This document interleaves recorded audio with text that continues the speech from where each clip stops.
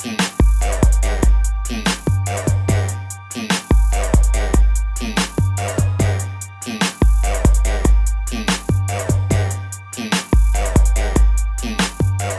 is poppin', my guys? It is your boy Ashley, and today I am bringing you our NPL Season 6 draft analysis. Now, I'm trying something a little bit different with this analysis, and you can let me know if you like it by leaving a comment or liking the YouTube video. But enough about that. Let me tell you a little bit about the NPL. I joined last season with the team that was 0-3, and the composition of it really wasn't suited to my playstyle, especially after I just did a bunch of ad drops, just because I took that opportunity to use a bunch of Pokemon that I haven't used before and just try and expand my horizons a little bit. So this season we actually got to draft our own team. We got third pick in the draft because we did a lottery system. Even though I won only one game last season, I still got the third pick, but I'm not too torn up about it. The first pick is a lot of stress anyway, so we're just gonna hammer through these pretty quickly. I don't want this to be a super long video, so let's go ahead and get with it. First up, we took Megamall. Some notes on this: it only has 2 toes but a lot of teeth, and it is just generally very slow, but it is a very powerful Pokemon just in general. It doesn't have a ton of bulk, but with Intimidate before you Mega it, and it's solid defensive typing, it can really put in a lot of work. I'm a huge fan of this Pokemon, and sure, there were some other Pokemon on the board still that were maybe a little bit more broken, but I definitely don't regret my decision whatsoever to take this Pokemon, just because it's a Pokemon that I've been wanting to use for a very long time, and I'm super excited to have it, especially with the kind of offensive core I helped to draft it with being our next pick in Koopa Unbound. Now this one is a one that I've had before. Obviously, if you guys are on the channel, you know that I've had Koopa Unbound before, and you pretty much know what it does. It definitely does look a lot cooler than it does in this picture, and it only has 2 toes, but it is super insanely strong. It can hit super hard on the physical or the special side with great coverage. It's got 80 base speed, which isn't ideal, but what wants to switch into a combination of Koopa Unbound and Megamall? Pretty much nothing, especially in the Draft League format when you can cater the sets to complement each other much better than you can on something like the ladders. So I'm very excited to have both of these Pokemon, very fearsome offensive Pokemon on my team. Although it does, the only thing that does suck is I hate being 4 times weak to U-turn. Absolutely hate it. But we do have Gliscor as our next pick to help a tad bit. Although it is 4 times weak to ice, it does have 6 toes. Its claws make it look pretty Italian, but other than that, I'm a huge fan of this Pokemon. Toxic Orb, Toxic Heal with the Toxic Orb is a fantastic combo, especially paired with Roost, and the fact that it is so stout defensively, but it also gets offensive options as well. This is a very versatile Pokemon. You can run it dual dance, you can run it just SD because it does have a pretty respectable speed tier. It gets Stealth Rocks as well as Defog, so it kind of a jack of all trades. Not my favorite ground type. I really don't like any ground types that are 4 times weak to ice, but I felt like it fit the team pretty well. I feel like it works well with Megamall, especially because that thing can come in on some ice type attacks and threaten, especially more physical ice types, as well as just being able to threaten a lot in general, safely defog in a lot of scenarios, and kind of force my opponent to run HP ice on some of his sweepers, some of their sweepers when normally they may not have to. We also picked up for our 4th pick Rotom Heat. I've never used Rotom Heat before, but I definitely wanted to. It's pretty stout in my opinion. I wanted some nice Volt Switch and U-turn in order to safely get in Megamall and Hoopa. And so with Gliscor getting U-turn, I wanted a Volt Switcher, and we picked up Rotom Heat. He has 4 toes. I'm not sure if those count as toes, but I am counting them as toes just because the toe count for my team overall, just as a little spoiler, is a little low. And also his hands are oven mitts. I didn't realize that until I was drawing it, but yeah, he's a very angry boy. Overheat is a super powerful attack. It does lower your special attack, but it's a nice little nuke when you need it. It gets great utility in Will-O-Wisp, Thunder Wave, Pain Split, Defog, all sorts of crazy things like that. Yeah, it's weak to rocks, but it threatens a lot out just because it's doesn't have outstanding stats in any one area, but it's respectable all around, and I needed that respectable Pokemon on my team. One of those Pokemon that you don't have to overly prep for, but you always have to think about. For the next pickup, I decided to pick up Starmie. Not exactly the bulky water type that I wanted, but definitely fills a lot of roles on this team. It gives me a rapid spinner, which I really like. I think it has 2 toes. I'm not sure how to count all of these different spines and angles. I mean, it could be anywhere between 2 or 5 depending on how you look at it.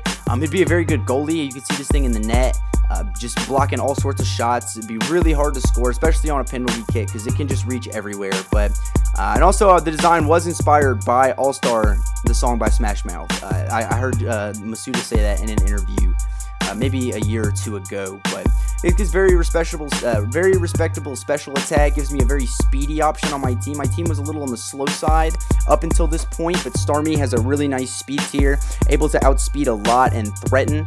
It can tank status for me due to natural cure, or it can hit very hard on the switch due to analytic, which this thing does force switches. It gets very respectable coverage, very respectable special attack, and a pretty stout special defense. So I'm really happy with this pick. I've never used Starmie before, but I'm definitely looking forward to it. Next up, we have Tornadus Eye, our first Z user. And the reason I went for Tornadus Eye is because I'm on like Koopa. Right now, I really only had speed support in the form of Trick Room. Which, I mean, Starmie is my only Trick Room user currently, but we'll get to that. I wanted another speed option for Hoopa, because if someone can just plan for Trick Room, that makes it a lot easier. And Tornadus, with ability to use Prankster and Tailwind, is going to be able to speed up a lot of my mons that are kind of in that middle territory, and make it to where you can't just prep for one form of speed control. You have to prep for more. It doesn't have any toes that I can visibly see, and unlike most genies, it cannot grant witches, but it's got a lot to bring to the table, especially as a Z user.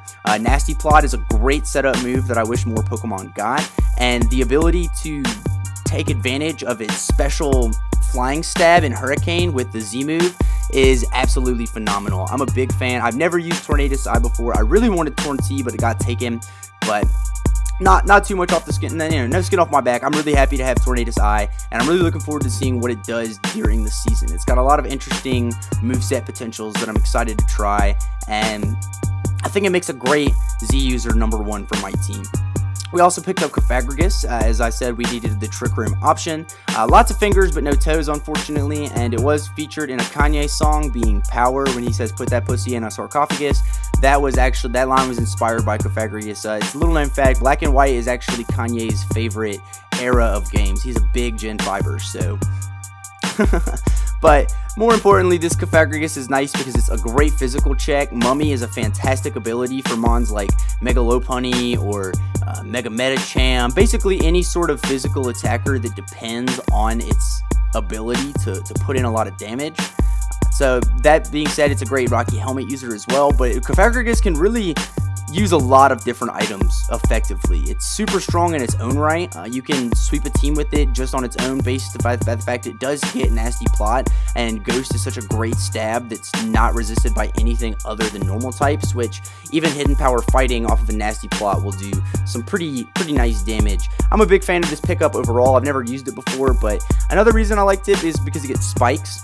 My team is very hard hitting, and any sort of hazards I can get on the field is either going to give me the chip I need to secure a KO, or force them to defog a rapid spin, which is going to give me a turn to set up and secure the kill without the hazards. So really excited to have Cofagrigus on my team, and really looking forward to seeing how I can utilize it throughout the season.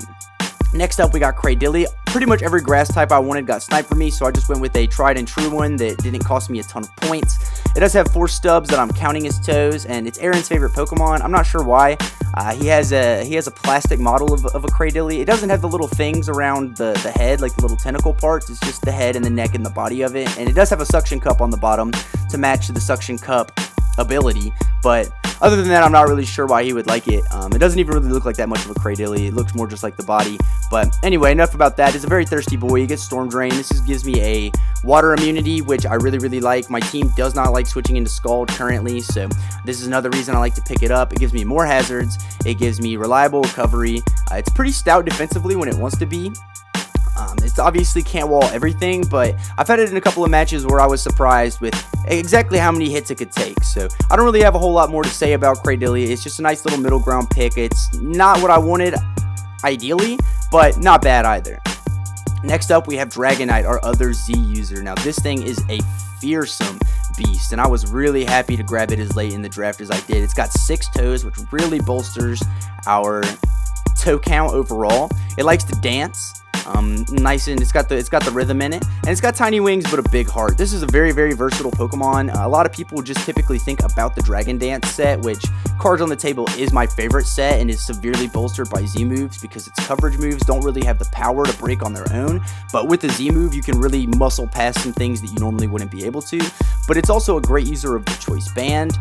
You can make it defensive. It's got special options that are really nice, and Hurricane and things of that nature. I'm a big fan of this pick overall, and I think I have the hazard support to both on the giving hazards and removing hazards side to really take advantage of this Pokemon, especially with the Z move. And flying spam is really, really hard to handle for a lot of drafts just because you pretty much have your ground type in general that is your dedicated flying check, or your rock type or your steel type, and there's just fewer flying checks in the draft format than other checks, and it's not really a priority for a lot of people, at least from my experience. And I'm really excited to take advantage of this fearsome flying, the flying Z's, I guess we could call them.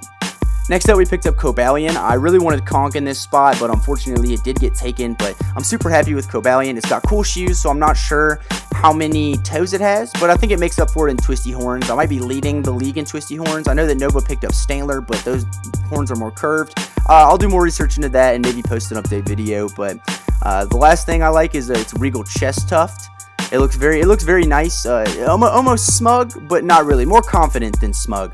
And it has every reason to be confident. It gets rocks, it gets Volt Switch, which is great. Another Volt Switch user is fantastic. It's got a great speed tier, solid defenses, as well as base 90 attack and special attack, which obviously isn't ideal, but with access to Calm Mind and Swords Dance, you can really take advantage of both of those. It has a nice move pool to match that, and can really take over a game in its own right, depending on the matchup. It just adds a little bit more versatility to my team, as well as a little bit of bulk, and a nice little dark switch in with the ability to use Justified, which is very nice with mons like Starmie and what's it called? The other one, Cofagrigus. So really a big fan of Balian, and I'm excited to use it. As I've never used this Pokemon before, but I am excited to use it now. And finally, with our last pick of the draft, we had 3 points left, so I picked up Pincer. It has 6 toes. As I was drawing this, I wasn't sure. I've never thought about it before, but it almost looks like it's got a hole in its chest, and those are its ribs instead of its teeth. So the jury's still out on whether those are ribs or teeth, but more importantly, it's got a great ability in Moxie and is a good Choice Scarf user. Being a Gen 1 Pokemon, it has a pretty decent move pool, and is going to be one of those Pokemon that you may have to prep for depending on the matchup. I didn't really like anything else in the 3-point tier. Everything else in the 3-point tier just kind of seemed like very, very niche Pokemon that I wouldn't end up bringing that much. Whereas Pincer seems like it could flourish in lots of different matchups as a late game cleaner, especially also as a way to give me a U-turn switch in. It's a nice little ground resist if I need it. I'm not the perfect Pokemon, and I'm not going to bring it every week, but definitely happy to have it on the team. So that's pretty much going to wrap it up for the team. I'm really excited. It's not as bulky as I originally had liked, but it's just bulky enough. It's bulky in all the right places. It's got good momentum. It's got good hazards. It's got good hazard removal. It's got a pretty decent balance between special and physical. I think that this might be one of the better teams I've ever drafted. It's not perfect, but I'm definitely really, really happy with it. So I hope y'all enjoyed the draft analysis. I'm pretty happy with how short it was, actually. I managed to get all my thoughts across a lot quicker than the first time I recorded it, where it ended up being about 30 minutes. So let me know what you guys think. If you like it, if you don't like it, any suggestions you might have. And I will see you guys next time. Peace.